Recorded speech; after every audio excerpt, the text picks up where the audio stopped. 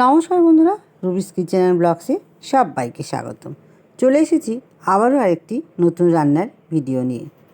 আজকে রান্নাটা দেখাবো হচ্ছে ডিম কষা, তাও আবার সাদা তিল দিয়ে। সাদা তিল দিয়ে কীভাবে ডিম কষা করে সেটা তোমাদের কাছে আমি আজকে শেয়ার করছি।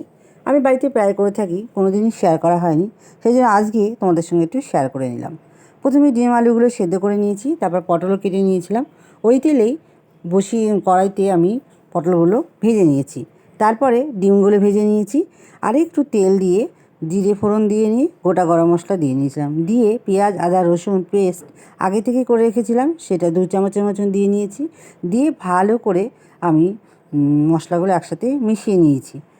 তার মধ্যে কিছু গুঁড়ো মশলা অ্যাড করেছি, জিরে গুঁড়ো দিয়ে নিয়েছিলাম, লঙ্কার গুঁড়ো আর কাশ্মীরি লঙ্কার গুঁড়ো, তারপর দিয়ে নিয়েছিলাম একটু মিট মশলা 1 চামচের মতন। ভালো করে দিয়ে কষিয়ে নিয়ে আলুগুলো দিয়ে নিয়েছিলাম। আলুগুলো দিয়ে ভালো করে কষিয়ে নিয়ে আবারও দিয়ে নিয়েছিলাম পটল।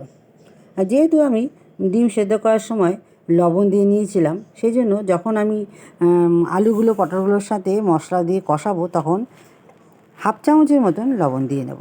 দিয়ে ভালো করে কষিয়ে নিয়ে তারপরে যে পেস্টটা বানিয়েছিলাম তিল দিয়ে, একটা পেস্ট বানিয়ে নিয়েছিলাম। আর পেস্টটা আমি তোমাদের দেখাতে পারিনি, আমি মুখে বলে দিচ্ছি।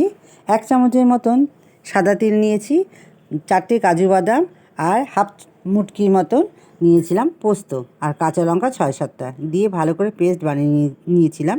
তার মধ্যে মশলাটা ভালো করে কষানো হয়ে গেলে ওটা দিয়ে নিয়েছি। দিয়ে নিয়ে ভালো করে কষিয়ে নিয়ে পরিমাণ মতন জলটা আমি ঠান্ডা দিইনি, একটু উষ্ণ গরম করে তারপরে জলটা ডিমের মধ্যে দিয়ে নিয়েছিলাম। একটু ফুটে আসলে ঘিটা দিয়ে আমি নামিয়ে নেব। আর খেতে অসাধারণ হয়েছিল। তো নামানোর আগে একটু মিষ্টি দিয়ে নিয়েছিলাম, তোমরা চাইলে দিতেও পারো, নাও দিতে পারো। এই হচ্ছে আমার সাদা তিল দিয়ে ডিম কষা। কেমন হয়েছে অবশ্যই কমেন্ট করে জানাবে। চলো টাটা।